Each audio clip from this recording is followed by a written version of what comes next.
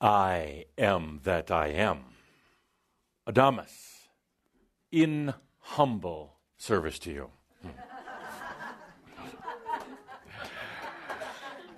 Welcome, dear Shambra. Taking me a moment to get adjusted to your new settings here. I'm so used to some of you sitting in certain places and now you've moved. Or is it that I've moved? The question. But I do want to thank all of you for creating this new Adamus Theater. Thank you.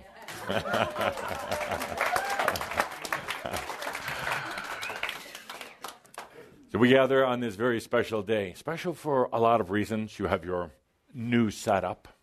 Of course, in the Adamus Theater, all of these cameras, everywhere in the ceiling. Yes, filmed at every location. You and me, Pete. Yeah. Nobody can escape the scrutiny of the camera. So, dear Shambra, a special day. Why? You have a new setup, a new getup. Quite pleasant, actually. Good for Caldra's feet. Good for the viewing. You're between days, as dear Linda Visa mentioned, between Good Friday and Easter, between the whole energy of death and ascension here. You're here at a very significant time in your path, very significant time in the history of this earth. If you just take a deep breath for a moment, imagine the books that are going to be written 20 years from now or 100 about this time. Sometimes you may not even realize what's really happening because you're just holding on tight, hoping that you can keep from being blown away in these winds and storms, hoping you make it through the end of the day when you can open the wine bottle, take a medicinal sip, and relax a bit. And then having a bit of anxiety before you go off to bed. Bed, once a place reserved for sex and dream state. Going to sleep, now a place for more chaos, more tension, more trauma. So you have just a few minutes before you go to sleep at night now to relax. The day is done. You're about to start your next assignment. Off in dream state. Place you used to go to, the lands filled with lollipops and rainbows and all these nice little friendly animals and in-laws that actually liked you. And you'd go off into a la-la dream state. But now, it is almost tougher than being here. Almost more difficult. You wake up in the morning half exhausted, perplexed, wondering what comes next. Wishing for a moment you could go back into dream state, but no. You went running from there to get back to earth. Laying in bed going, I dare not get up, for another day is here. I dare not go back to sleep, because that is a scary place now. It truly is. Dream state has changed. If you imagine dream state, it kind of extends into the near-earth realms and beyond, but it goes into the near-earth realms. There are sections of these realms connected to human consciousness that are for dream states. And you go there. It is very, very intense right now. A lot of changes. It makes this change here look like nothing.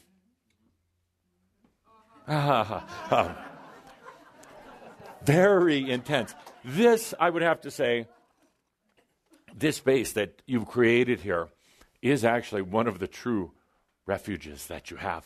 One of the true places that you can come to and just take a deep breath and you could go to sleep. Not. You can relax, you can laugh. This is a place for laughing and celebration and joy and just stopping for a moment from all that intensity.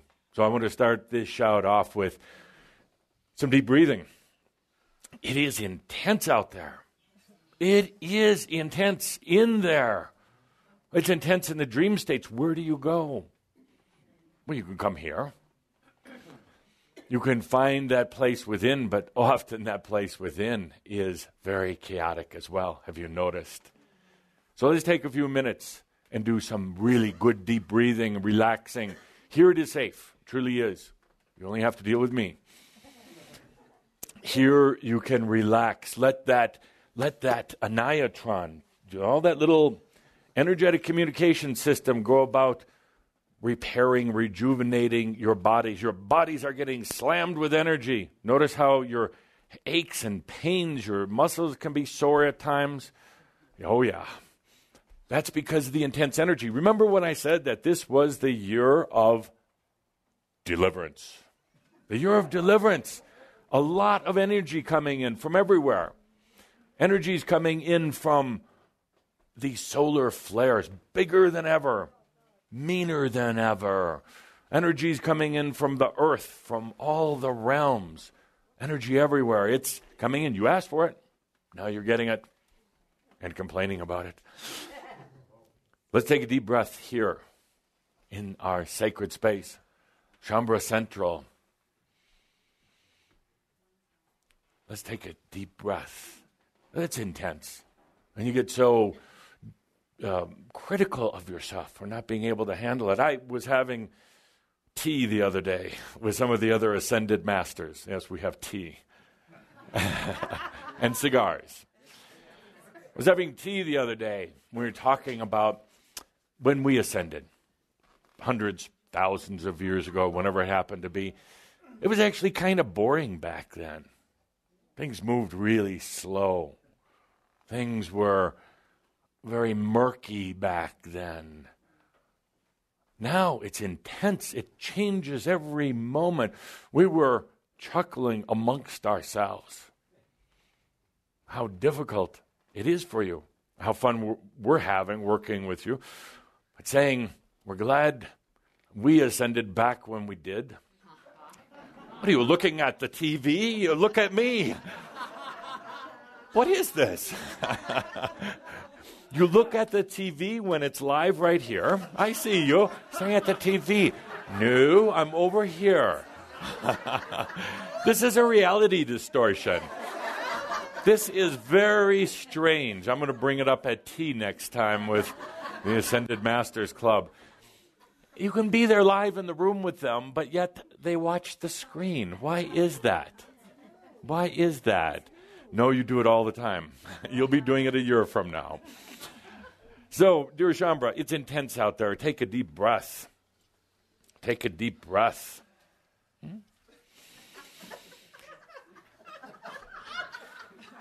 And it's going to continue to be intense. It is. It is. You have to be able to laugh at yourself. You have to be able to laugh with yourself and all of your aspects. Yes. Laugh with your aspects. Okay, they're already laughing. So you might as well laugh along with them. And Andra knows exactly what I'm talking about. Out-laugh your aspects. Yes. Laugh your aspects off. You knew I was going to say that. Yes, yeah. Another Shambhala t-shirt. Yes, yes. And you have to be real with yourself. We're going to get into that today. By the way, today I'm not going to tell you much of anything new. Sorry. And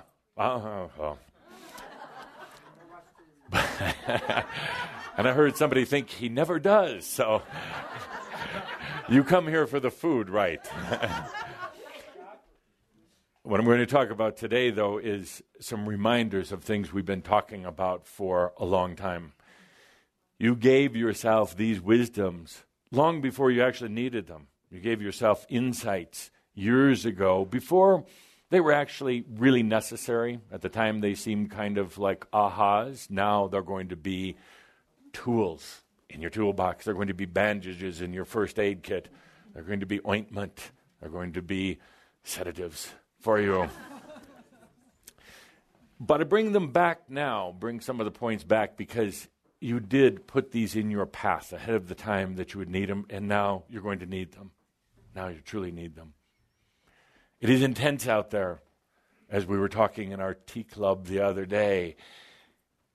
It is amazing that you're holding up as well as you are right now with everything going on. It is amazing that you can laugh. It is amazing that your body hasn't just fallen apart. It's amazing that you haven't blown sockets in your mind, or too many sockets, a few here and there. Amazing that you can still identify with yourself. That's the amazing thing. Very, very amazing that you can still identify with yourself. So I asked the question here. I'm going to ask Linda Avisa to go to the board to write down the answers on a scale of 1 to 10. 1, 10. Scale of 1 to 10. 10 being the most, 1 being the least. 10 being most, 1 least. I'm going to ask David to take the microphone. How well do you know yourself? And let's start over here, the table that always gets ignored. You choose, David. How well do you know yourself? Don't worry about the camera. Okay, it just moved automatically. Yes. Kind of. Kind of. I know. Kind of on a scale of 1 to 10. Kind of is not in 1 to 10. Most 1? No, at least 1. At least knowing yourself being 1, most 10. How well do you know yourself? 7. 7? Good. So we have 1, 7. So are we just writing the number 7? Just the number 7. Amazing. Simple. Okay, good. How well do you know yourself? Timothy at the camera. Other camera zooms in on you from all over. They're descending on you. How well do you know yourself, Timothy? 8. 8. Good, good. We got a 7 and an 8. Do you want them up and down or across? If I have to make those kind of decisions, I'm just trying to I'm going accommodate to go you. back for tea. I have no Good problem. question. Write them across, please. Across. Next, let's go straight back here to the gentleman on the floor. You almost missed him. He's on the floor. A 10. Yes, sir. You know yourself 10. Good. Excellent. What's your name? Matt. Matt. Good. Matt. There's nothing else to know about yourself. Well, there's what's still in the future. You're at 10. You're at 10. There's nothing else to know. As here now, I don't feel now. No? Good. No. Excellent. There's no, in the Adamus Theater, Chambre Theater, there are no wrong answers. Well, actually, there are no right answers. Good. And let's go back over here to Mr. Collins. How well do you know yourself? Good question. I know. It's mine. I'll say maybe a 6.5. 6.5. Good, good. Zeroing in. Let's go to Lucky over here. Lucky. 8.5. Well, you got to do it for the camera. See the cameras? You see how they move without anybody touching them? 8.5. 8.5. Good. Great. Well, what is it in that other 1.5? I think it's just you're always still learning more about yourself Yeah. from other people's perceptions or your own. And you're just... Yeah. Good. So. Good. So you don't have too much further to go. You're almost there. It's only taken you 1,039 lifetimes to get to 8.5. That's not bad. I'd say we could do this in about another 100 lifetimes. You'll be all the way there. Oh, crap, right? Yes. Speaking of which, Sart. It's got to be a 12. 12.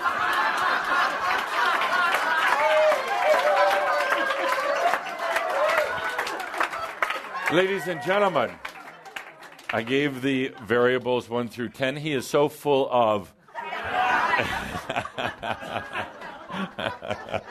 Good, thank you for not understanding how to play the game.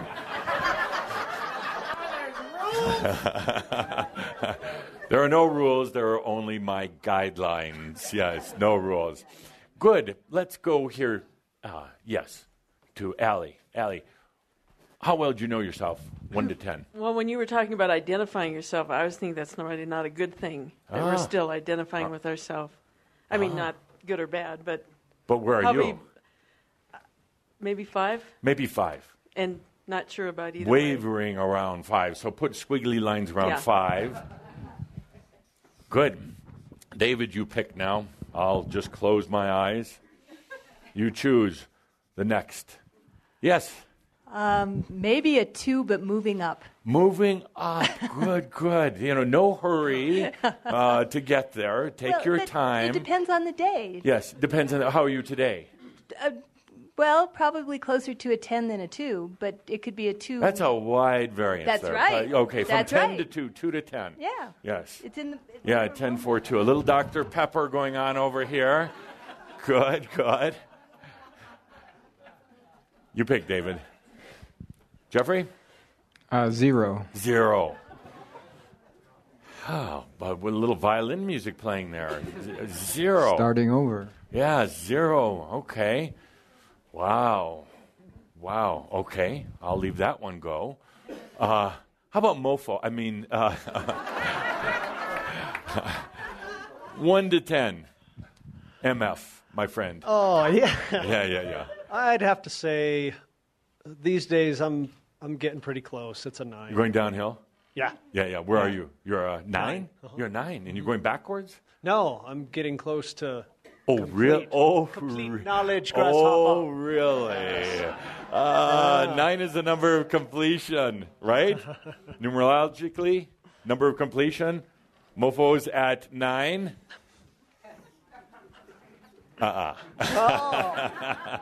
Okay, nice try. I love it. Good. And let's do 2 more. 2 more. 1. 1 for David? Yes. No, 2 more people. Yeah. Kind of confusing him there. Yes. So you're at a 1. Yes. Yeah, 2 more people. So let's do a 1. Oh, we got it. John Kaderka. Quiet 1. Wise 1. Where are you at, sir? 22. 22. One of those master numbers. A master 22? Number. He's at 4.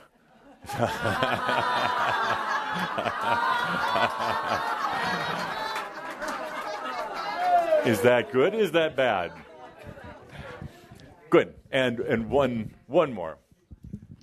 6. 6. Good. Okay, so Linda, very quick now. Add the numbers in your mind, and what's the average? Oh, no way. No, I'm in the zone. Some of you have already done it. Some online. Not the ones here, but some of you online. You've been adding away either in your head or at your calculators. So what is our approximate average here if you take out the ones that didn't follow the guidelines, take out the 12, take out the 22. The 2 between 10 becomes, let's call it about a 4.5, and then very quickly calculating. It doesn't matter. It doesn't matter. It truly doesn't. And my point today in this first round of the discussion, my point today, it doesn't matter. Actually, if it did matter, I would say it would be best to be closer to 0 because that's the way you're heading. Yeah. You work your way up, thinking you know who you are, thinking that you've gotten this all figured out. My dear friends, drop it like a hot potato. Drop it right now. You're not going to know who you are, thank God. There is no number 10. There's not even a good 9.9 for those on the spiritual path. What are you eating over there? Laughing bear? Goodness. Can we get a camera shot of your goodness? My God. Look at that.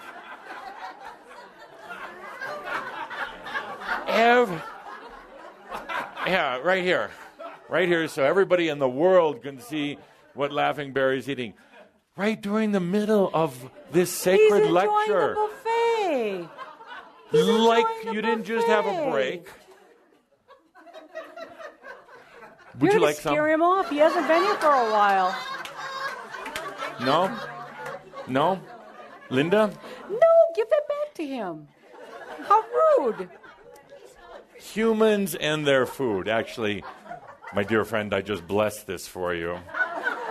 What's that from? Oh. Thank you. Thank you.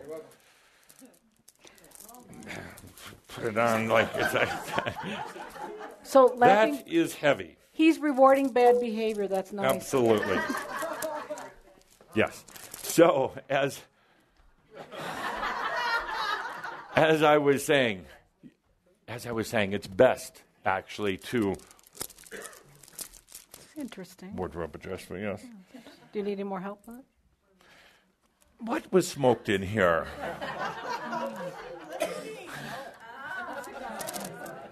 As I was saying, it is best to be closer to a 0 right now, because that's the way you're going. It's an interesting evolution, and I'll write it to the board now, if you don't mind. Thank you. Thank you. Let me turn the page for you. Did you want these numbers You saved? get to a point in this whole getting to know yourself thing. You get to a point of, you get to 7 and you start feeling pretty good about yourself. Beginning point, you get to, down here in the 3 to 4, it feels pretty bad. You get down here into about the 5, 6. You start coming up here into the 8, 9. You feel pretty good about yourself. You're getting there. You're getting to know who you are, and then almost reverses itself. Have you noticed that? Yes, yes. Almost like when you feel that you were right about there. You almost had this thing licked. So much so that you were just about ready to write your book on getting to know me, getting to love me. Suddenly it crumbles, falls apart, and that's a good thing. That you put that there. You put that explosive booby trap there, knowing that you were going to step on it, knowing that it would blow you up on purpose.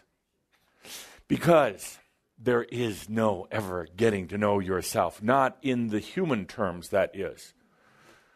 You don't want to get to know yourself that well, because then you become stuck. I'll return these. They've been blessed also, not by me. Yes. You get to the point where you explode it. You let it go because you realize that that identity that you think you're getting to know is absolutely false. Absolutely not bad false, just delusional false, illusional false. So you sabotage it in a way. You let it go so that you can truly evolve, so that it's not about getting to know yourself. It's just being the I am. I know it's a little bit of a nuance there, but you let it go because, first of all, you're never going to get to that 10. Get to 9.99999, and then it blows up. So why even try anymore? If you're at that 4.5 or the 8 or the 22, John, why even try? Let it go. It's a game that can't be won and really shouldn't be won. It's a game that requires a tremendous amount of energy, and the prize at the end is really the discovery, only the discovery, that getting to know yourself was an illusion. An illusion. Suddenly, for many of those who think that they have really gotten to know themselves, they discover, as Andra knows, that they've gotten to know one aspect. And then there are 2 more aspects, 10 more, 100 more that they have to get to know. And they're caught in this type of maze. They're caught in this strange world of illusions. And it's very easy to get lost while you're in that strange world of illusions. So here we are at a point where you can say it's not even important anymore. It's really not. It's really not. There's no need to even search for it. It is just about being the I am every day. Not having to search for it, but knowing that it's here. It's getting to just be in experience rather than search. That's all. Funny thing is, when you get to that point, then you really start getting to know yourself. But not yourself, the human self, yourself, the God, the I am. So let's take a deep breath with that. It's a small difference, but it's an important difference. Small difference in getting to know yourself and just, you could say, being yourself. So, let go of all the energy that you've been focusing on. That's not even important. Next, let's talk about what's happening right now. And by the way, Caldra has asked for time for questions at the end, so we will allow some time. So start thinking now of all those good questions that you're going to ask. We'll allow time. I didn't hear any applause. Matter of fact, I felt fear. Linda may just take that microphone into the audience later for volunteer questions. So, all right, next, what's happening? We're in April, early April of 2012, the year of deliverance of grand energies. Also grand change. No wonder that somebody came up with the bright idea of even changing this room.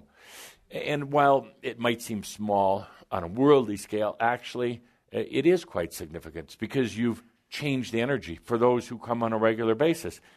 Something different in here. Something going on in here. Some of you are liking it. Some of you, I've heard, some of you, even though you say, oh yes, it's very nice, you're thinking, I want to go back to the old way. I got used to the old way. I got comfortable. I knew where to sit. I knew who was sitting around me. I knew where to look. I knew where that damn camera was. So there is a certain level of discomfort with that change. Well, this is a year of tremendous changes, deliverance of energies at an unprecedented rate. Unprecedented. It's interesting to observe what's happening on a global basis right now. As these energies are coming in from all places, everywhere, people are trying to cope with it or understand it. They're trying to define it.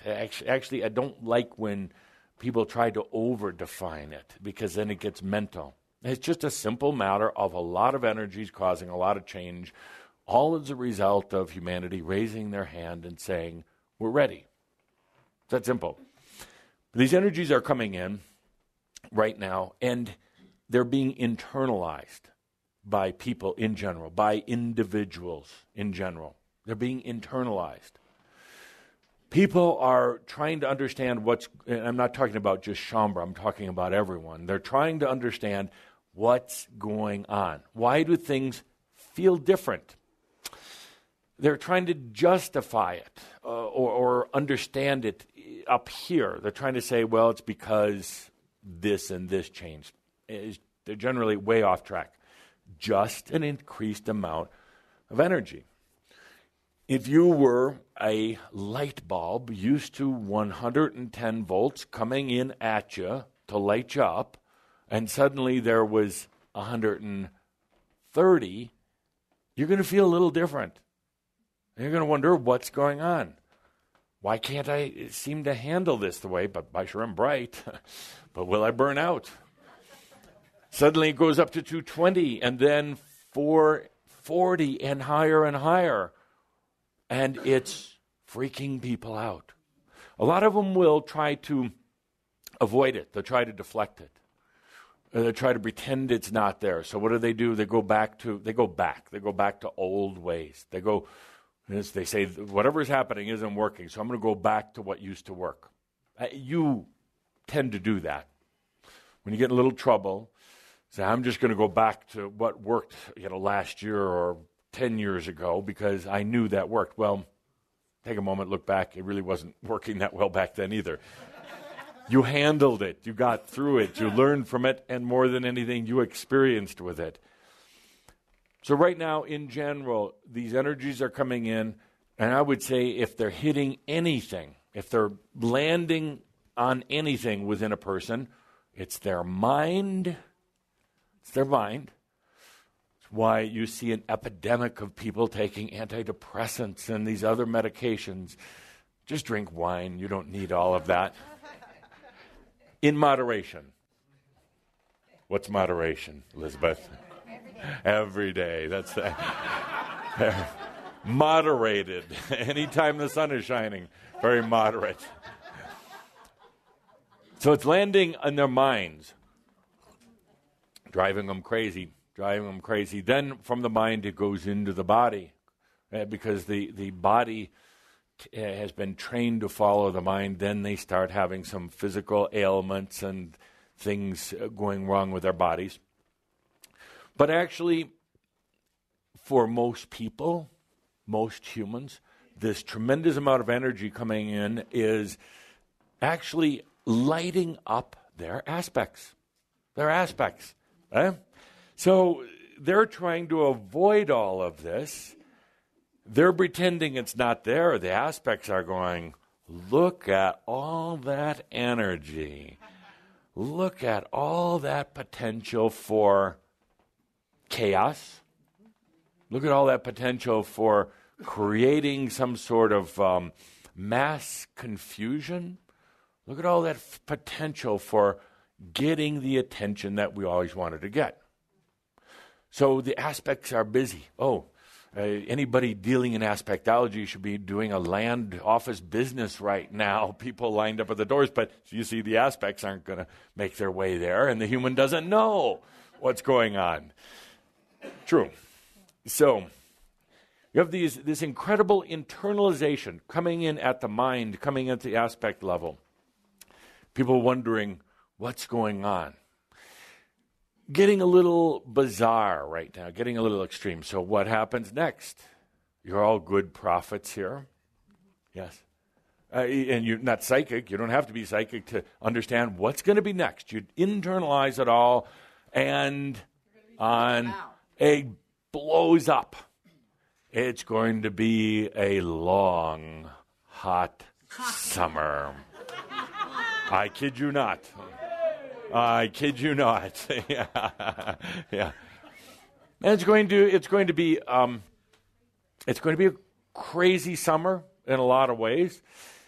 What's happening right now is so much of these things are happening on an individual, personal basis. People trying to feel their way through it. They don't even know how to talk about it. So they're not really discussing it. But once a few start blowing up, and once a few organizations start designing themselves into this energy, in other words, they start coming up with the answers, the way. Oh, my dear friends, I'm going to pause here for a moment to opinionate. I don't do that very often.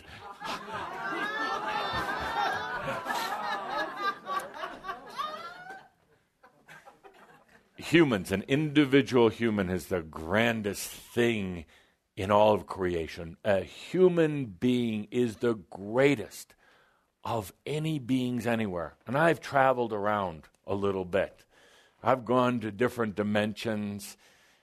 I've seen different parts of creation that are absolutely amazing, and I've never met, never encountered, never even had a close encounter with a being as grand as a human being. And I say that, but human beings are wonderful until they get in an organization. Any organization, a company, a church, a benevolent foundation, I don't care what it is. What is it about humans, wonderful individually, but the moment they organize, you have control issues, power issues, hierarchical issues. This is where the sexual energy virus comes in. It loves organizations. You can't stop me, Cauldra.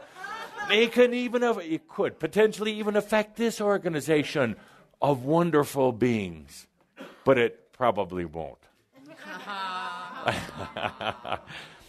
Once humans organize, it brings out sometimes the very worst of them. Why is that? Why is that dynamic like that? Pardon?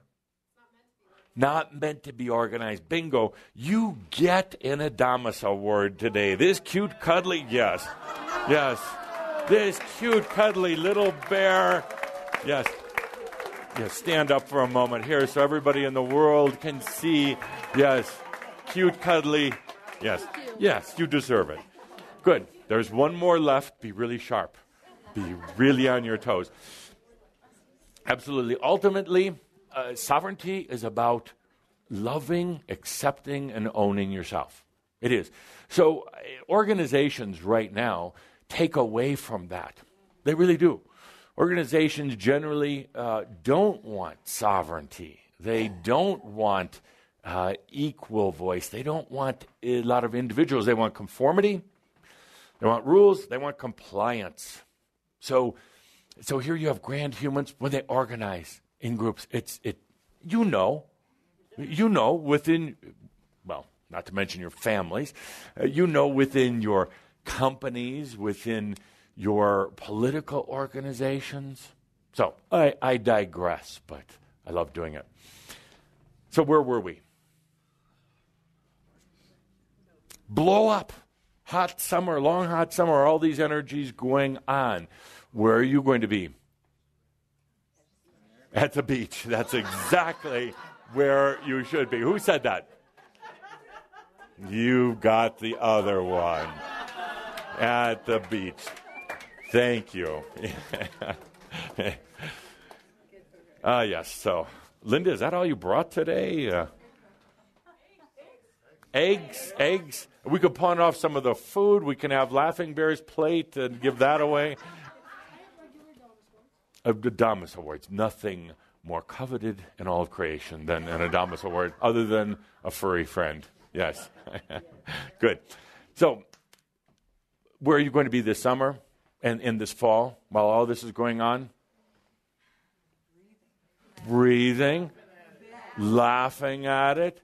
Understanding that it is absolutely appropriate. You don't have to do anything. You don't have to take on that responsibility for yourself. You don't have to save the world. You can actually just enjoy life. That's where you should be this summer. Enjoying life, whatever that means. Committing to yourself, as we talked about last month. Committing to yourself. Whatever that means. Giving yourself the gifts. Giving yourself the acceptance and the love that you so deserve.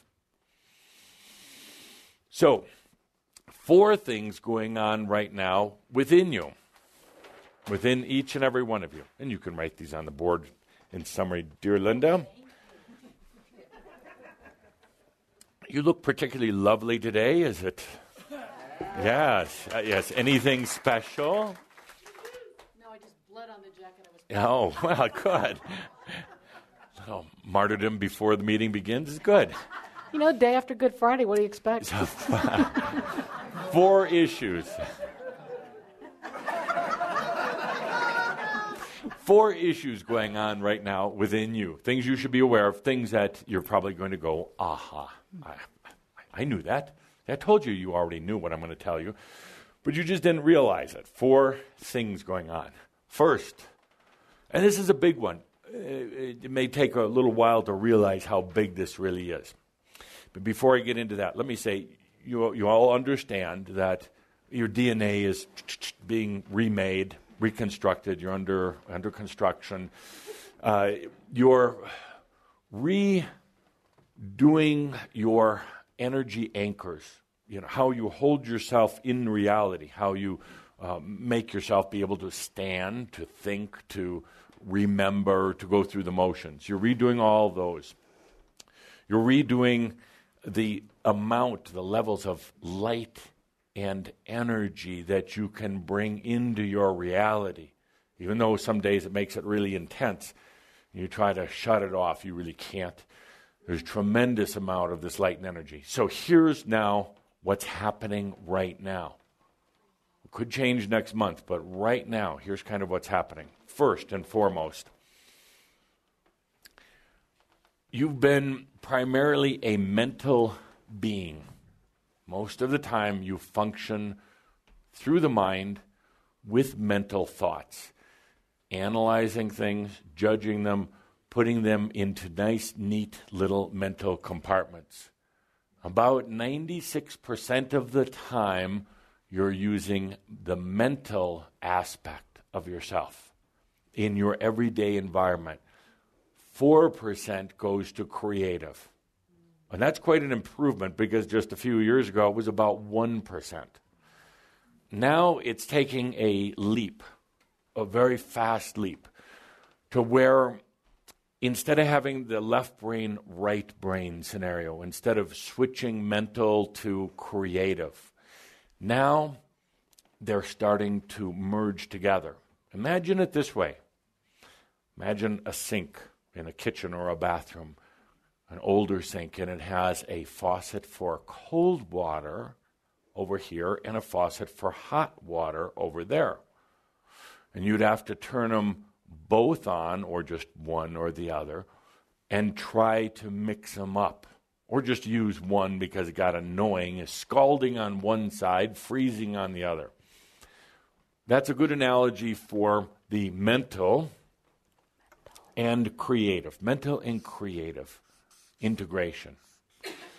Now imagine that's together in the same faucet, like most of you use every day. You turn on the water, you get a certain amount of pressure, and you can adjust the temperature depending on whether you're washing your hands, cleaning pots and pans, or needing a cold splash on you.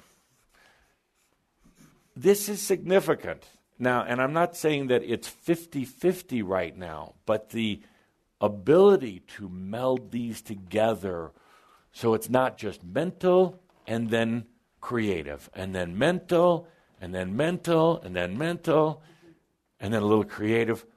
They're coming together. So you have now a combined consciousness within yourself that is creative and mental. It sounds wonderful, doesn't it? Do you want more? Yes. You say that. But then the changes come about.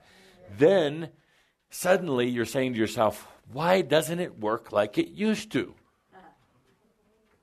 Cold faucet, hot faucet, now a single faucet. It's going to feel different for a while. It will affect your dreams, because a lot of the times the dreams were much more literal, much more mental, and now you're getting more creative juice in the dreams. It's going to affect your thought process, particularly for problem resolution, because most of the time you are applying a mental energy on something that should have been creative. You got a problem, something doesn't work. You have technical issues here, as they experienced in setting up my new theater. The technical issues, typically the mind would go to click in and say, we have this problem, let's run through all the scenarios, let's analyze what's wrong. That actually should have been the time you should have been using mostly creative. Really, mostly creative. Anytime there's a problem, bring in creativity, you will have resolution. Creative is the thing that finds answers. Mental executes what the creative finds, at least up until now. So you're having this interesting new melding of creative and mental. It's going to throw your mind off. It really will. It will change the way that you handle life problems, situations at work, figuring out your taxes. When you go to buy something at the store that has to be assembled, before you take it out of the package and you look at it, and you call somebody else to come and put it together for you, or you got very mental about it, instead of bringing up the creative. So now this is you're merging it together. You've already done it. It's already been implemented. But now if you realize it, if your mind understands it, you can relax a little bit more because it changes the way you approach situations, problems. Also, with this new integration of creative and mental, it makes you, it will add color, depth, dimension to everything that you do. Great time, as I've mentioned before, to initiate a project, a business. See, a lot of you have tried businesses before and you've been very mental about it. You had to figure it out before you did it. Just like you, the human, trying to figure it out, trying to get to know yourself. It's actually a creative process. Creative is more difficult to the mind. Actually, ultimately, much easier. More difficult to the mind because it likes to figure things out. It likes to know where the booby traps are. It likes to know what the various scenarios are. That's the mind at work, trying to figure it out. And that's why most of you haven't done those things that are really your passion, because you tried to figure it out in advance. You tried to think it out. Creative is, you can imagine it as a very free-flowing energy, very expansive. Creative would be like, let's imagine for a moment, a colorful liquid that can change colors at any point, that changes from its state of being a liquid into a gas instantly and then back to a liquid or anything it wants to be. It can flow uphill, downhill, it really doesn't matter. Whereas the mental is very linear, very defined, serves a great purpose. Wonderful purpose. It keeps you here, for one thing. So now, it's difficult because in the creative, it doesn't follow old patterns. It requires that you trust yourself. The amio, the trusting yourself. So you could say in this first scenario, the mental and the creative integration. Right now, it's a beautiful thing. Never been done before by a large number of people. A lot of individuals have done it. You notice that we didn't have a big textbook. You didn't have to go to a lot of classes. You didn't have to study it because that would have kind of defeated the purpose. But it's happening. It's happening. It's here. Let's take a deep breath with that. Let's take a deep breath with that. The integration. It's going to cause some changes in the way you handle things. It's going to cause some changes even in your level of passion, but all for what you would call the good. You're in a very creative process here right now on the spiritual path. You left the mental spiritual path a while back. Now you're in the creative spiritual path. That's why we try to simplify things, try to distill them, getting away from the mental. A lot of people still need that mental spiritual path. Study the rituals, study the disciplines, study the masters. You're out of that creative spiritual enlightenment. That's number one. Number two.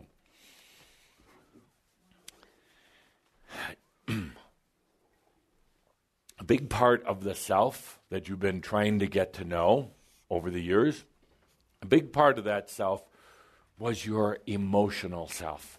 Your emotional self. And right now, it is dissolving.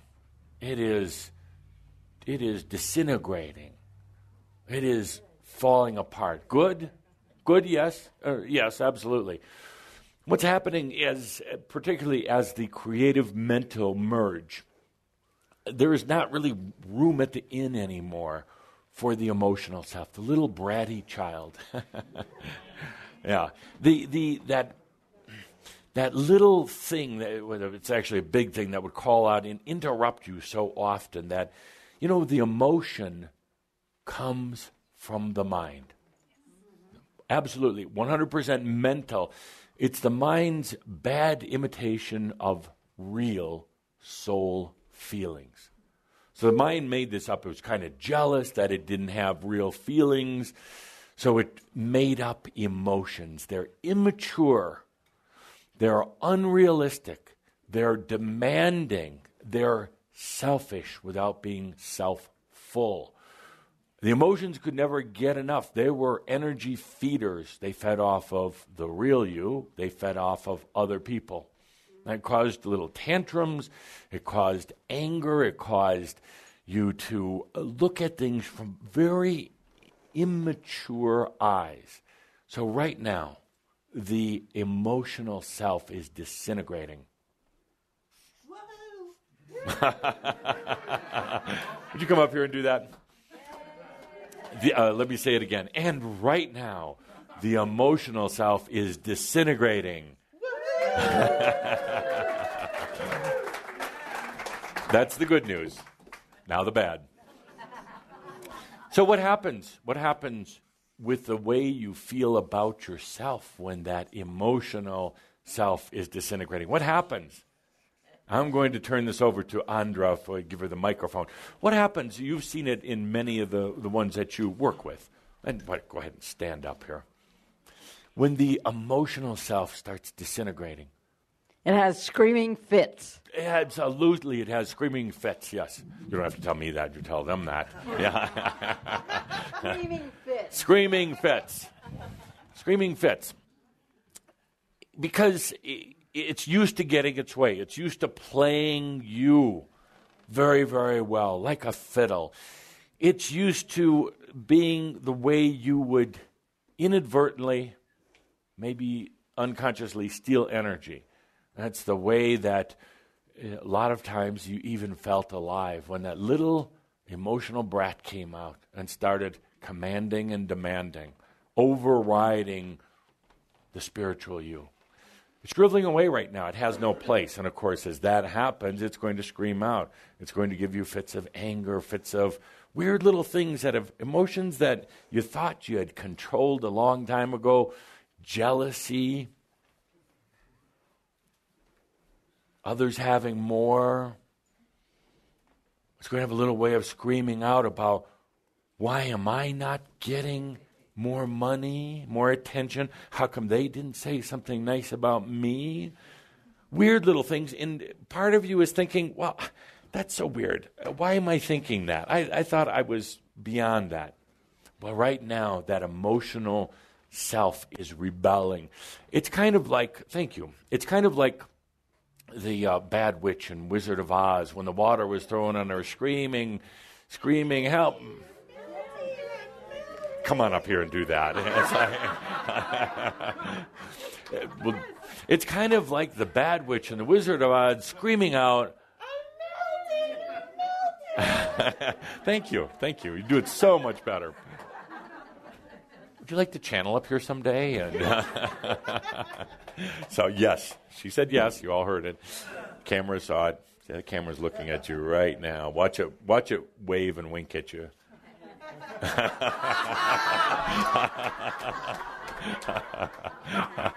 Oh, yeah. And there's 4 of them now. So, absolutely, it's melting, it's going away. A couple of things happen here. It's desperately seeking to try to maintain its position. It's going to threaten you. It's going to do all sorts of strange things. It's going to come out at night in your dreams. It's going to show up at the most inappropriate moments. It's going to battle you. Don't worry about it. You take a deep breath and say, die, you witch. That's it. Goodbye. I threw water. You go away. I'm growing up or growing in. You're going bye-bye forever. No mas. So, dear Shambro, but a few things happen when the emotional self goes away. It's been like a bad friend, but a friend that was always there. And part of you starts to long that kind of dysfunctional interaction that you constantly had with it. So there's going to be a little bit of you that yearns to get just a bit of that back. Watch who you pick for friends during this time period. Because there'll be interesting quasi-replacements for this emotional self that's going away. You could find also that suddenly you realize the emotional self had a strange way of sharing its meals with you. Its energy-feeding meals from other people.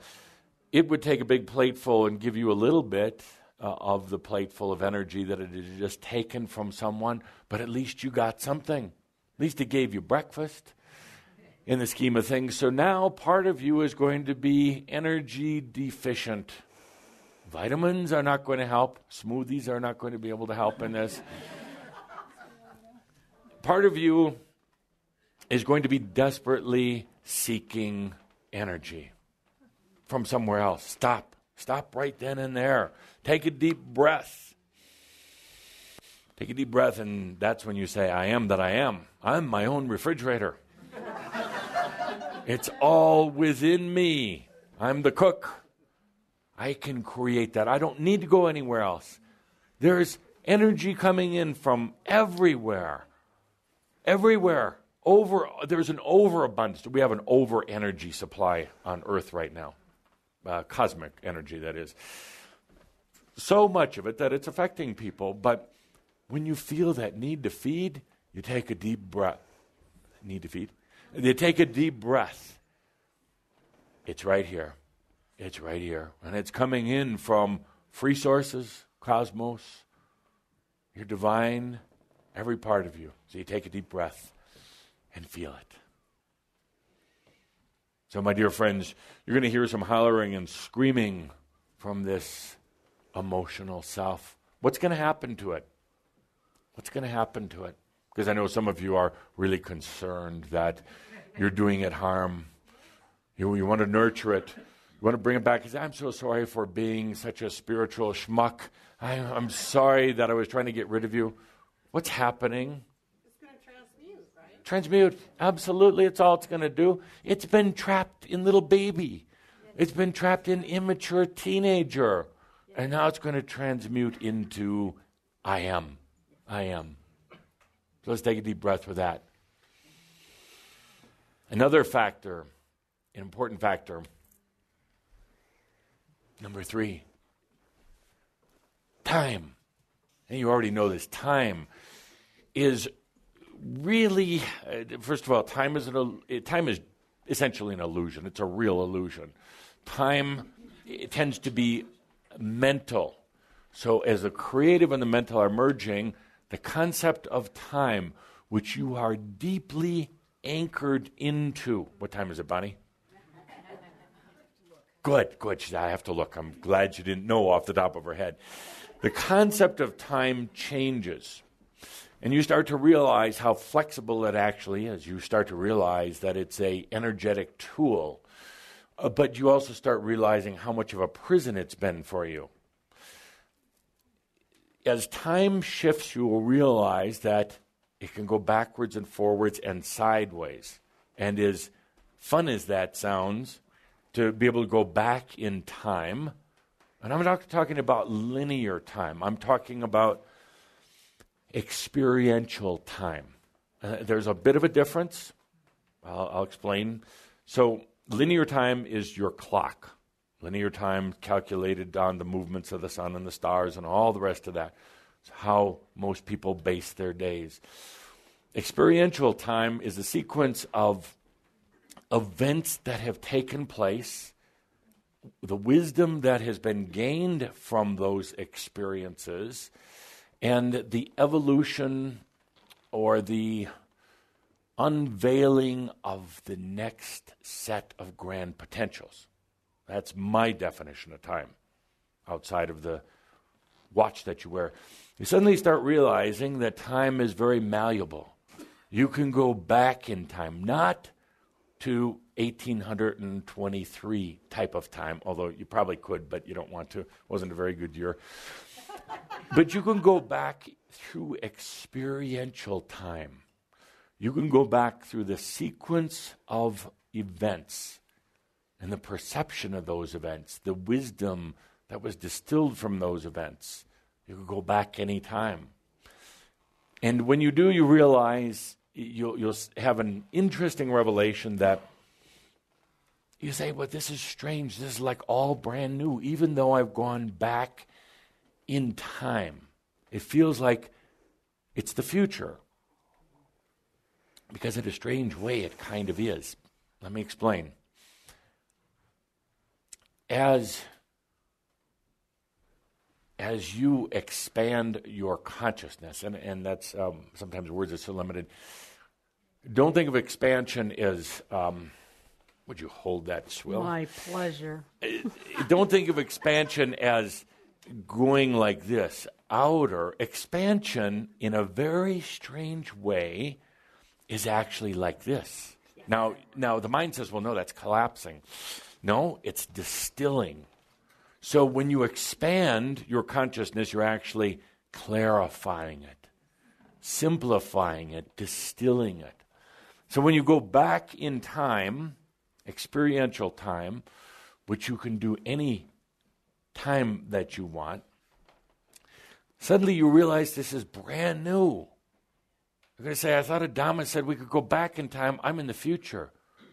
Are you really? Is this room really new today? Ha. You can go back and be that experience that was suddenly changes everything about it so that it seems new. It's not what it was before. Why? Because you're visiting it now with new consciousness, with a new set of eyes. All of a complex way of distracting you for a moment to say that time is changing. Experiential time, but it will also affect your linear clock time. That's a good thing. Is it? What are the downfalls? Always needing to ask somebody what time it is, yes. What are the, get a watch, what are the challenges when you're released from the restrictions of time? You're always late for appointments, yes. You're always early for appointments, yes. What happens is you feel very unsettled about things. You've been used to calculating your movements, your mental processes throughout the day based on time. Even your hunger in the morning, your tiredness in the afternoon, your relaxing at night, whatever it happens to be, we're all set forth in this whole scheme of time. When that time starts shifting or ultimately going away, it's going to make you feel kind of strange. And when you do, what are you going to do? No, what are you going to do? That's what I would do. You're going to try to go back. You're going to try to say, oh, I can't handle this. This is a little overwhelming. My God, what a terrible day, and I'm afraid to go to sleep at night, so I'm going to go backwards. I'm going to go back to, I'm going to go back to, I'm going to go read some Tobias stuff, because that'll really bring me back in time. He was really nice, and he kept his eyes shut.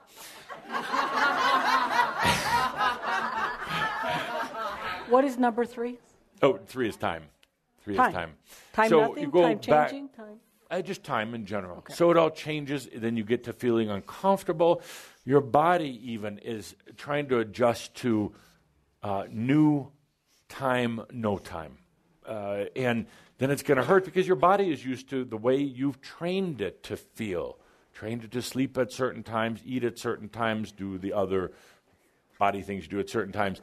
So it's going to feel very uncomfortable. Your mind is going to go crazy. Your mind is going to go crazy, especially for Virgos, because it's not going to be so predictable anymore. It's not going to be so predictable. What do? Yes, you take a deep breath. You take a deep breath. That's where you trust yourself. That's where you let yourself be grounded but expansive, where you let yourself distill it down to the basics, where you stop asking, what's wrong with me, what's wrong with me? First of all, when you ask what's wrong with me, which so many of you do, maybe not those exact words, but different terminology, what's wrong with me? Unfortunately, you're going to get the answer. You're going to get a long list from all the aspects, from the universe, from everywhere. Oh, she wants to know what's wrong with her. We'll tell her. Don't ask that question anymore. So you say, I am that I am. Buzz off. I am that I am. Don't ask that old question anymore. And don't ask, who am I? Oh my, that's such a bad question to ask. So the fourth element of energetic things that you're going through. Yes, Laughing Bear. Can I use that as a bumper sticker? I am that I am, buzz off. Yeah, I'd be a little cautious about where you drove after that. Don't go to Boulder. And don't go to Texas. Absolutely. That's all yours. That's all yours. And thank you for asking.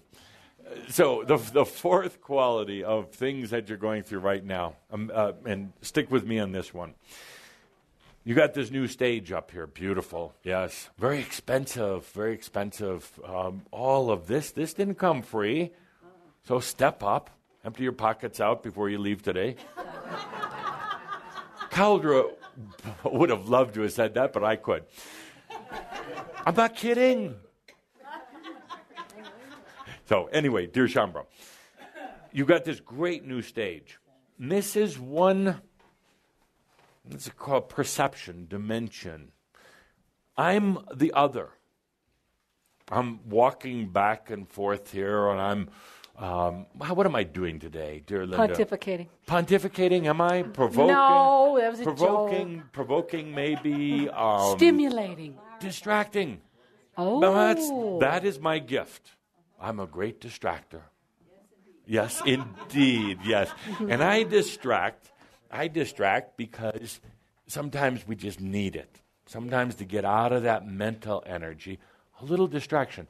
While I'm distracting, the true energies that you call for then can come in. Because otherwise, you're thinking about them too much and they're kind of blocked. But a little distraction, you get an injection of yourself.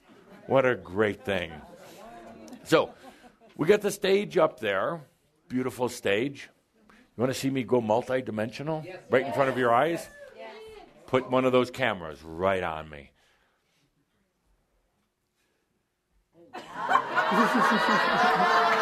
Amazing. Woo. Amazing. And they said it couldn't be done. Next.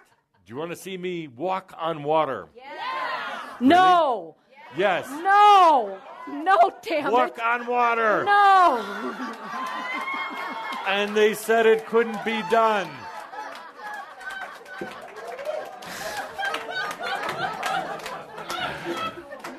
Thank you. I told you no. A distraction. A temporary distraction. A little infusion of yourself. Any other tricks up my sleeve? $100 bills in your pocket. So what's happening is there's the stage, there's me. And it's interesting that that's what you perceive, but often separate. You're watching my movements through Caldra, generally unaware of the stage. You're focused on just that thing. Interesting, while I'm up here talking, there are also many other stages right all around. The stages of life, stages of where you go to play out your experiences, dream stages, and they're really right here. And it's not just me moving around up here. There's some friends with me today that are moving around. The point is that you're going to go multi-stage. In other words, you're going to start perceiving the different tiers and different levels of reality around you. It's not going to be singular. The mind has tended to separate things. It likes compartments. It likes what it thinks is everything in nice, orderly fashion. But the creative now coming in is going to shift that. So it would be multi-staged. That's a good thing, right? But what are the challenges? What are the challenges? David? Disorientation, absolutely. You like it nice and simple, or not simple actually, you like it complex, but you like it nice and clear. You like it's singularly complex. In other words, a single dimension, but you try then make it very complex. You're moving into a state of being that you're going to perceive many of the dimensions around you, and it's going to be disorienting, physically and mentally. It can be terrifying at times. Some of you have had experiences in the last few weeks of feeling like you're just going to go out of your body. And then what do? You grasp. You try to get back in. You do breathing. You stamp on your feet. You do anything. It frightens you. Understandably, because what happens when you slip beyond? But give yourself permission to do it, just in a nice, gentle way. There's so much more out there, and the creative loves it. The creative understands it. The creative bathes in it. It not feeds off of it, but it makes the creative alive, to be multidimensional, to realize there are many stages right here. There are many realities that are happening all at the same time. Try this. If you're ever getting that feeling, that wobbly feeling, that suddenly reality is shifting, the typical reaction is to get your eyes wide open, real big. Because the eyes are the thing that, probably more than anything other than your mind, anchor you in reality. But your eyes are also the biggest deceivers of reality. Biggest deceivers. Close your eyes. Close your eyes and feel the dimensions around. The mind is saying, well, but if it can't be seen with the eyes, it doesn't exist. Such a lie. Such a grand lie. So you close your eyes, the creative comes forth, it comes up into the third eye area. It will make a very beautiful connection with the mind. So the mind can start comprehending the multi-stages without trying to control them. At this point, with the eyes closed, energy is focused in the third eye region. Now the creative is commanding the energies in a loving way, not like the mind used to command, but the creative is bringing forth these energies. It won't let the mind take control of it. So therefore, you can bring it on. You can bring it on. So those were my 4. Multi-stages would be number 4. Multi-stages. Stages, theaters, the realities, the dimensions, multi-stage.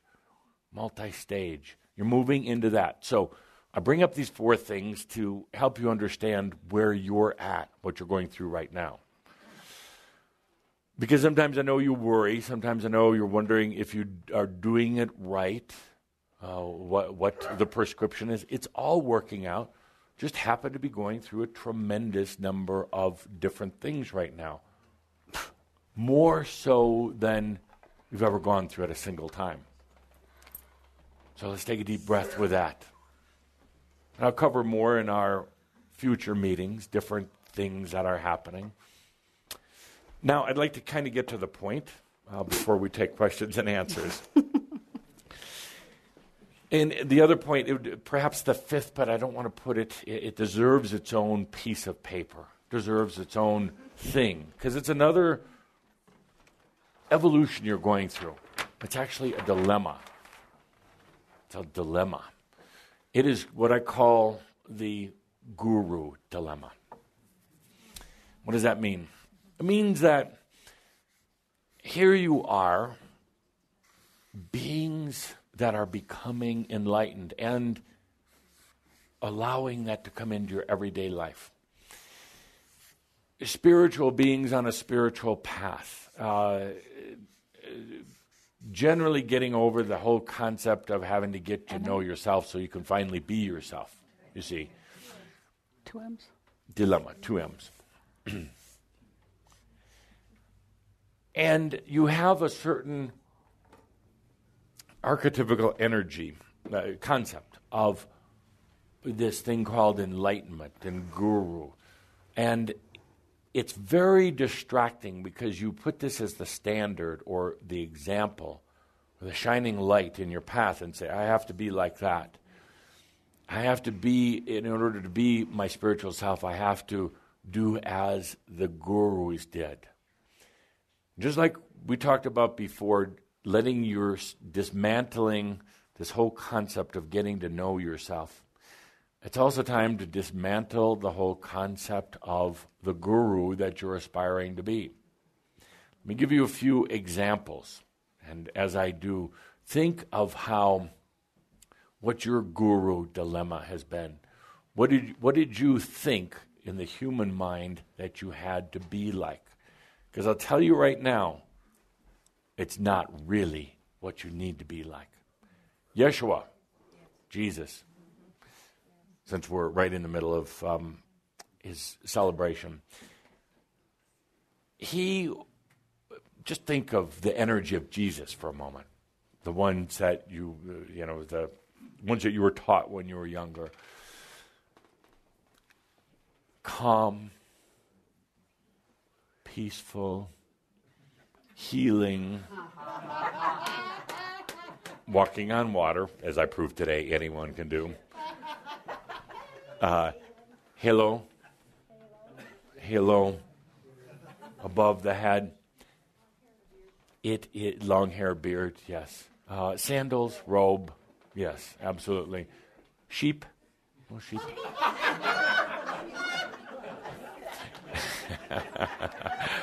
My dear friends, as humorous as it might be, this is the image that you had. Now, the real Yeshua, the most impatient human I had ever met. Absolutely, totally impatient. Had no patience for stupidity, for rules, hated organizations, didn't like time, didn't like dawdlers. Why? Because underneath, even though he was not a soul being, he brought in so many of the aspects or the energies of you. And impatience, let's get on with this. He was known to brawl. Boo, punch, right in the face, down on the ground, brawling. This isn't in the Bible, is it? It wouldn't do them very good, they thought, to put this in. He liked to eat a lot. He got a little pudgy later on. He got a little thing going. He was known to cuss and swear. There were a lot of people that were afraid of him. He was a rebel, a revolutionary, and he was intolerant.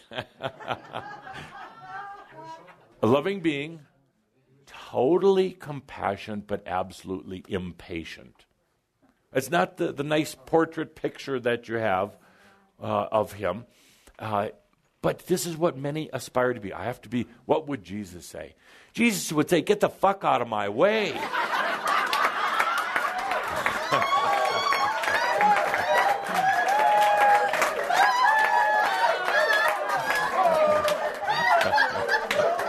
Sorry. And I apologize for being so irreverent, but it is... No, you don't. It is true. It's like, move aside. We've got work to do. We're here to see this earth with the Christ consciousness, the Christos, the crystal consciousness for a new age that's coming about. Move on with it. Move on. Get off to some other planet. Go someplace else, because this is a place where we're growing and expanding. So he was quite a revolutionary. And no, they didn't write about that, because then what would happen? Everybody would try to be a revolutionary, and write the organizations, which I don't like, couldn't handle that. Think about dear Buddha for a moment. Dear Buddha. I was talking to him the other day, as a matter of fact. Not to drop names or anything, but... Buddha, I said, Buddha. We've got work to do. Buddha was neurotic, phobic. He had phobias, a lot of phobias. There were certain types of insects and bugs he was just deathly afraid of. He was neurotic. He was always having to clean his hands and his feet all the time. He was very selfish in the bad meaning of the word selfish. He stole energy from everybody. Oh, here comes Buddha. Get out of the way. He's going to try to steal energy. And he could never settle into anything. And he had chosen a nice rich family to be born into. He couldn't settle into that. He had demons going after him all the time. He was perhaps what you call multiple personality. flipping back and forth, as a lot of the neurotic people do. 1 minute, holy man. Next minute, total jerk. Total, and he would be offended if there were certain things you were wearing or certain odors coming from your body. So he was very difficult to get along with. Later on, he chilled. He relaxed a little bit. He had this neurotic obsession for enlightenment and just starved himself to death to get it. Actually, he starved because he was phobic about a lot of foods. He just wouldn't eat them. If anybody even looked at a food that he was going to eat, he couldn't eat it. So he was, and finally he relaxed. He gave up trying to find himself, trying to get to know himself. He relaxed. That's when he started eating. He gained some weight, and he finally had the enlightenment that he had always wanted. He melded with himself. So, guru, is that the picture that was painted? Is that what you see when you go to the sacred temples? No, you see the very peaceful Buddha. But he wasn't. And not that this next one is an ascended master, but he's an interesting study. Steve Jobs. Steve Jobs, somebody from your era, brilliant, driven, totally insecure, absolutely insecure. 1 minute very obsessed about what the project he was working on. And the real project actually was technology tools to expand consciousness, interconnectivity to share, to actually expand the consciousness of humanity. That was kind of implanted in him. Brilliant ideas. He was a visionary who had this mental creative melding a long time ago, but totally insecure, always questioning, got tiring after a while. Am I doing the right thing? Am I going the right way? Should I have done it this way or that way? Wasted a lot of energy, doubting, worrying all the time. So dear friends, here's another one. Just happened to be taking a walk with the other day. St. John the Baptist. Crazy man. He was a lunatic. Another good example of a multiple personality. 1 minute screaming and yelling to get the demons out of people, pushing their heads underwater. He used to drown people. It wasn't baptism. It was called murder. Later, they changed it and said he was baptizing. I was like, no, he's trying to kill that bastard. And the next minute, very pious, reverent, asking God for forgiveness. Well, I would have too if I'd have done all that bad stuff. Down on his knees. He was a madman. His hair was a mess. His beard was filled with food from years ago. He didn't bathe himself. He and Buddha would have never gotten along. Would have had a hard time together. So let's bring this to the point so we can get to questions and answers. The Guru Dilemma. Your dilemma. Who do you aspire to be like? Any of them? Or yes? Or yes. In other words, they had human characteristics because they're here on earth as humans. They have what you would call flaws, but they're actually not. They're just idiosyncrasies. And so do you. You've been trying to get to know yourself and perfect yourself, make yourself just this pure, holier than thou human. They didn't do it. Why should you? They had disturbances, issues, challenges. What eventually caused them to be ascended masters? Acceptance, let go. Everybody should get an award. I don't know if Linda brought enough, but they let go. They let go of this need to try to define themselves, to find themselves, to know themselves, to improve and perfect themselves. They came to a point of exhaustion. Anybody feel a little connected to that? A point of exhaustion of saying this search, this desperate search is exhausting. I'm just going to give up. To hell with this whole spiritual path and all of its books and all of its workshops and all of its accoutrements and everything else. To hell with that. I'm done. I'm done. In that moment of acceptance, then it came together. And they had a good laugh, every one of them. And then it didn't matter. It didn't matter that they weren't perfect, because they were never going to be. It mattered that they accepted. It mattered that they loved themselves, quirks and all. Bad bank accounts, overweight, stupid little tics or strange things you do, your bad temper, your impatience, your lack of Calder messed up my timing. Your lack of real understanding of the spiritual being that you are. You get over all that. You go into a place of acceptance. You could say it's surrender, but it's only surrendering to you. It's not surrendering to anyone else or anything else. It's not surrendering to the guy that's on the cross. Too bad that they put him there.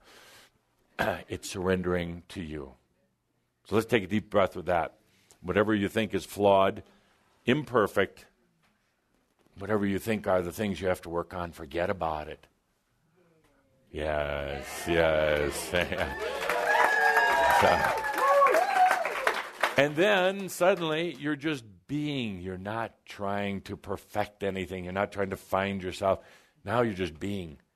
In that, the creative energies that we talked about earlier rush in now.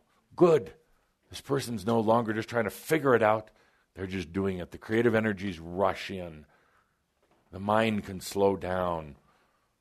The need to try to make things right or perfect or in some sort of delusional ideals of old gurus goes out the window. And that's when you can sit here today and say, I am the master. I don't care what they say. I am the master. I am the master. It's that simple. That simple. But then the mind jumps in, and it will by the time you leave this parking lot saying, well, if you're the master, then you can walk on water also. Piece of cake. Piece of cake. So don't get caught in all of those things that the masters would have done, because it's all a bunch of stories. The masters finally loved themselves. So with that, distraction, we'll go into questions. So, dear Linda, microphone. By the way, you didn't happen to comment on the handsome outfit that Calder put together for you today. Come on, he did a nice job. I would be wearing all purple. It would be a long cape, and it would be tall boots and an elegant hat. He looks like a businessman. Yes. So, questions. Speak loudly so the world can hear you. Okay. Hi. Yes. Okay. Adamus. Deep breath. I'm right with you. You want to know? Yes, I do. What happened? Mm-hmm. San? Yes. Good. Excellent question. Now, I will preface that by saying I am so sorry for the perception that humans have about death. It is easier than birth. It is a release. It is such a moment of release that it causes this, what we talked about in Dreamwalker Death, like a type of orgasm, leaving the body, being back to yourself. It's an amazing thing. And I know humans get very emotional. They grieve over death, particularly when a dear friend, a loved one, a wife, a teacher is no longer with you. But that is an illusion. That is an absolute illusion. For anyone here to think that San is not here causes her a bit of grief. Don't you think that she's been with you all day? Absolutely. Don't you think that she's closer to you than I am. And if I could be so bold, sir, is to say, she's saying, Richard, when are you going to stop doubting? When are you going to stop doubting? I am here. I'm not here, but right here.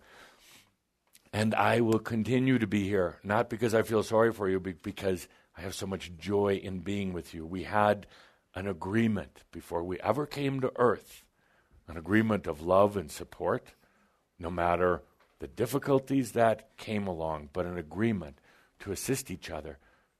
She says that you, Richard, made it possible for me to be on my spiritual path. You made it possible for me to come to my enlightenment as I did. And now I'm going to be here for you. I'm going to be provoking you, along with Adamus. I'm going to be loving you. I'm going to be reminding you of who you are so you can have your enlightenment. Dear Richard, we came here together for enlightenment, not just for me. And together, sooner than you could know, we're going to have our enlightenment together. We're going to share the love we have for ourselves and then with each other. That was what we chose to do. There's nothing wrong. I didn't leave you. Dear Richard, I didn't leave you. I just changed the way I look.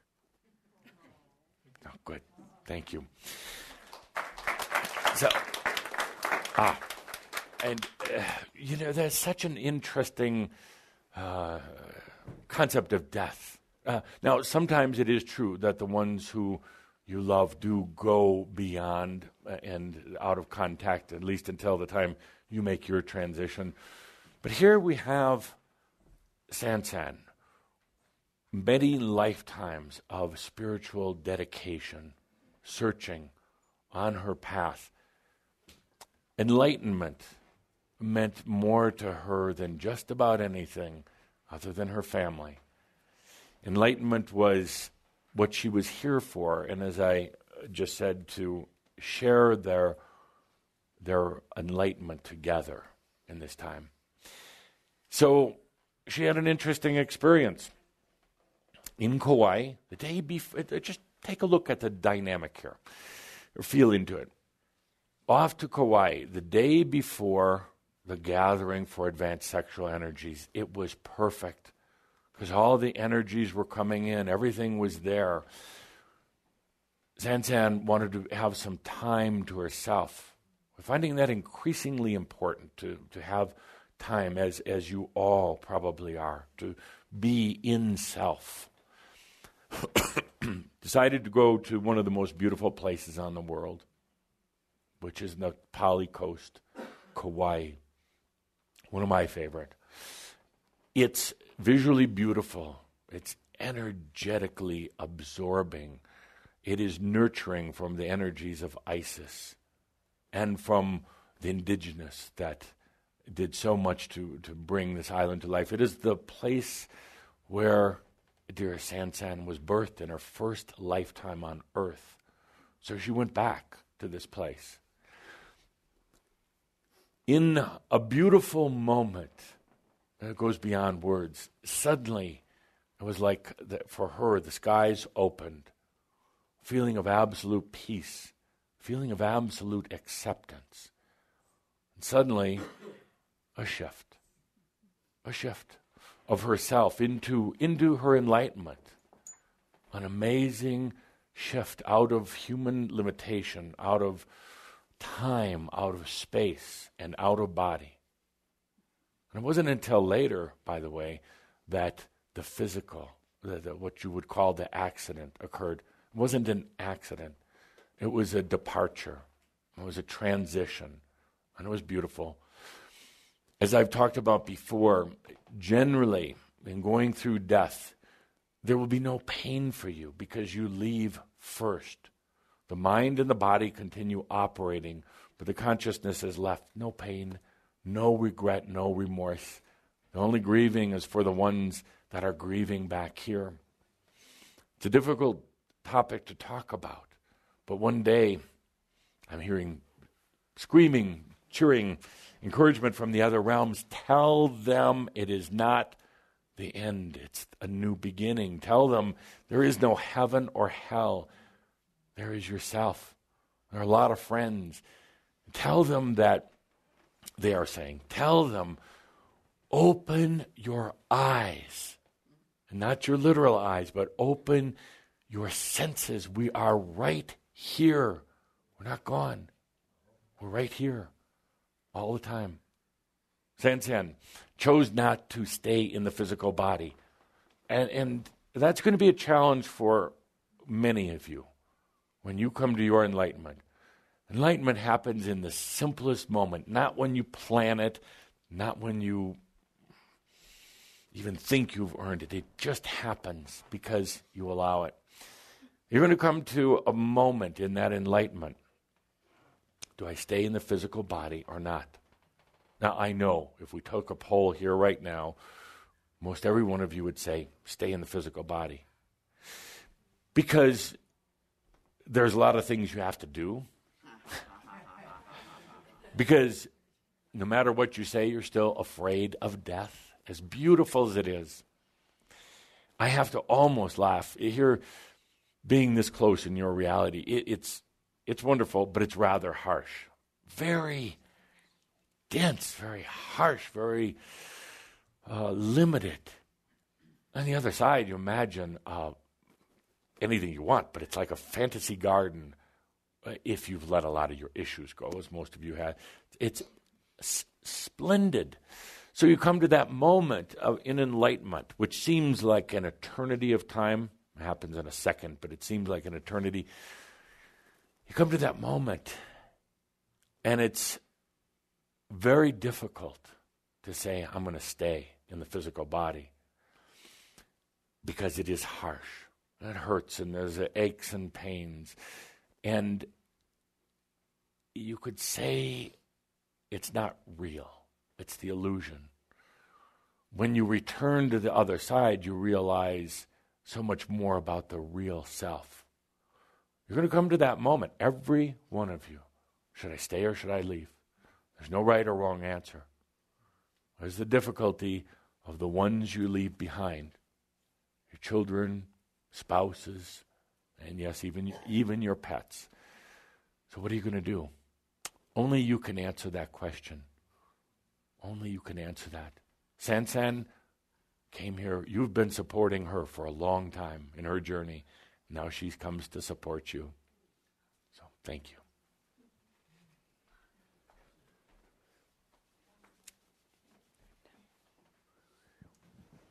Yes. Do you know my question?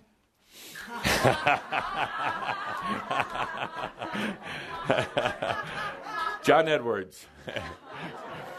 Go ahead and let everybody know your question. We always go out together. Yes. Go out. So she asked me before, you want to go to this trail? Yeah. It's wonderful. It's like it's like no man has been. I said, I would love to go, but I already, decided to go to Taiwan. Yeah. So I couldn't go. Yeah. I always feel that if I go with her, it will not happen. No, you wouldn't have gone with her. It just wasn't going to happen. In other words, your human mind says, I should have, you feel guilty. Why? Why you feel blessed that you were part of her experience. And even if you had forced yourself to go and said, if you had an intuitive feeling that something was going to happen and you made yourself go, something would have happened where you couldn't go on that final leg. Why? Because it's what Sansan chose. It's what she wanted. So you can't take that burden on, any of you. You can't do the what ifs, I should have. There was something else at play here, and that was her divine self. A friend of yours, a dear friend of all of yours, a wife of yours, has their enlightenment. Has their enlightenment. That's what happened. Got what she's always wanted, is at total peace with it. Total peace. And she's really on my shoulder right now, only asking, please, please, please let them know how grand it is. Let them know now as a master, that she can come back energetically anytime. Anytime. She's going to show up as a bird, a dog. She's going to show up as a breeze in the wind. She can come back at any time. But now she's here really to support you. Not support like you need anything, but she's going to be standing by you. You've both been on this long path of enlightenment, believe it or not, and you've been there for her. Now she's going to be here for you. Good. Thank you. Death, a difficult subject to discuss. A lot of feelings, a lot of emotions.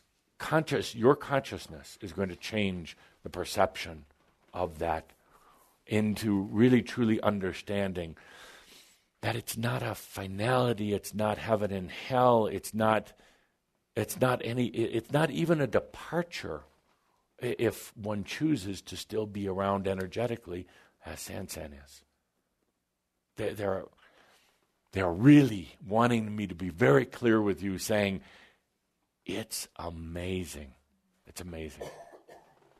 So, good. Next question. 2 more. Yes. Okay. 3 more.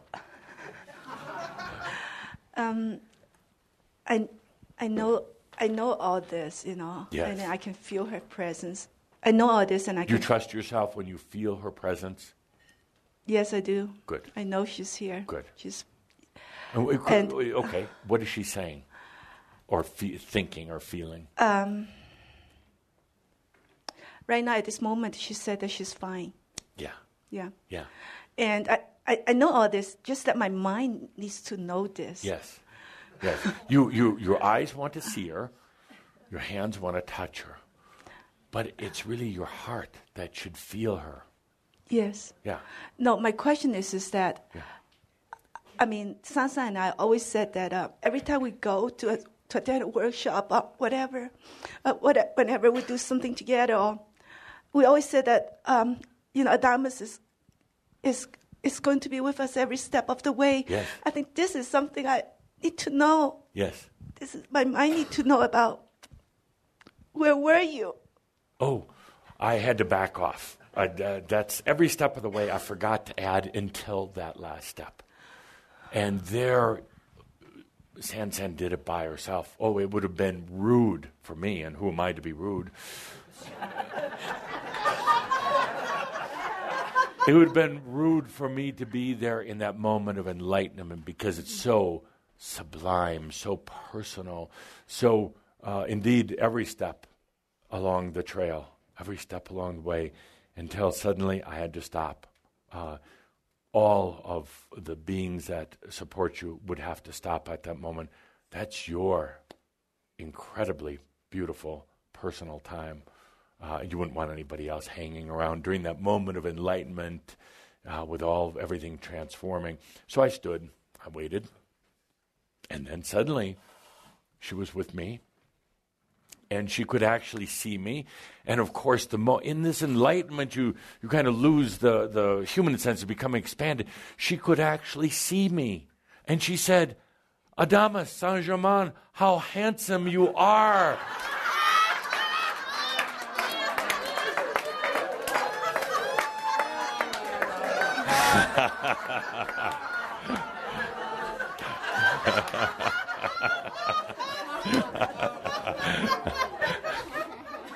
Strange but true. Why? I'll tell you why. And I say it is true. Because she didn't see a human. She saw the colors. She saw the essence, the richness, the simplicity, the spirit, the love. She saw the love I had for her. And therefore, in her perception, I was the most beautiful thing she'd seen in a long time. Yes. Good. Yes. So that there's actually 2 moments where the angelic beings are not with you. They're real close by, but one is when you truly accept decide you're going to be sovereign. You let go of the spirit guides that have been with you for a long time. And it's what some of you call the dark night of the soul, but it's not a night. It lasts a couple months. That was a marketing term that they used, just one night, you get through it. It's a long time. All the beings have to step away. You've gone through that, so now I can say I'll be with you every step of the way up until the moment of your enlightenment. That out of honor, and I'm not going to be there, or the others, you do that so personal. In that moment of enlightenment, and again, Andre, you'll understand what happens. So you come to this moment of enlightenment, and it's just an acceptance. It's just saying, whatever I am. Suddenly, all the aspects come back in. It's a time of very personal integration. They all fly back in. They're so happy that you finally love yourself that they come back home. They come streaming back in. So we kind of get out of the way, let the aspects come back in so that we don't get sucked in along with them. We do it so that it can be the marriage or the union of you back into yourself. So nothing wrong there. Nothing wrong. It would have been totally disrespectful and a lack of compassion for me to stop Sansan. First of all, I couldn't. She's stronger than me. But I couldn't have stopped her. I wouldn't have wanted to stop her. This was her choice, her journey. She has work to do now. Wonderful work to do. But that's what she chose. Last question. This is not really a question. Yes. But just something I want to share with you. And about 2 days ago, I did an oil painting of Sansan. Yes. And it's just absolutely beautiful Yes. and absolutely peaceful. And because it's oil, it's not dry, so I didn't bring it. But it just, later on, I'll share the picture and then I will give to Rachel. But when you look at the painting, you can just know it for sure. Yes. Thank you. Good.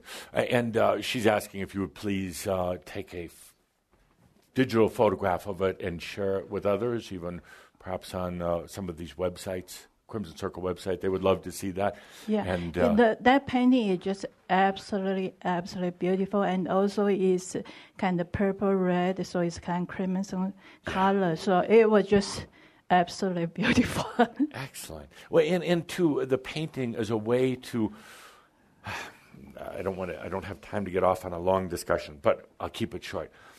The old masters, the masters that painted back in Europe hundreds and hundreds of years ago, they weren't just painters. They were energy workers. They would take a combination of paints and herbs and sometimes even ground up crystals. They would combine them, and they could paint life into a picture. The art is almost lost now. Very few artists know how to do that. But they could create a painting that the energies would endure for hundreds or thousands of years, so that when you stood before the Mona Lisa or some of the other paintings of the master, it did something to you. You can almost measure the energy coming out of it. And the sinister side, they also knew how to paint somebody as soul, not really their soul, but their essence into a painting, trap them there. It's a type of black magic. They could paint your portrait in a nasty way, and now you're trapped in that picture. But we're not going to go there. Your painting allows the energy of Sansan to come through, her inspiration, her laughter was painted in there, her joy for adventure is in there. So she says to share that because the energies come out through there. Absolutely. It's kind of like a way for her to continue to be and share with you. Don't cry. Don't be sad. Don't doubt either. Yeah. Yes. So with that, I believe we have one more question here.